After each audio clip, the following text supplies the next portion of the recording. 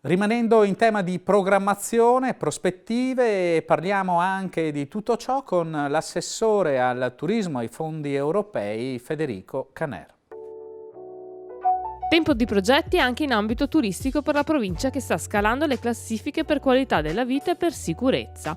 Un risultato che è frutto del lavoro e della sinergia tra istituzioni e cittadini, un risultato che alza ancora di più le aspettative per i prossimi appuntamenti che coinvolgeranno l'intera regione. Il 2020 credo sia l'anno di preparazione per quanto mi riguarda per i mondiali di sci 2021. Stiamo testando in questo inverno quello che sarà un grande avvenimento che poi ci porterà anche alle Olimpiadi 2026.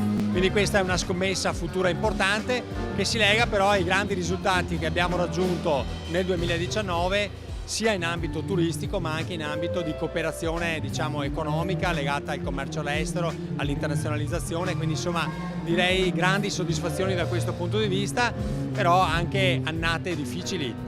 Pensiamo al 2018 con il VAI, al 2019 con quanto è accaduto a Venezia il 12 novembre, che sicuramente hanno messo in difficoltà la Regione Veneto. E se fino a settembre del 2019 ha registrato un bilancio turistico ancora in aumento, ci auguriamo in un 2020 ancora più positivo per l'intera regione.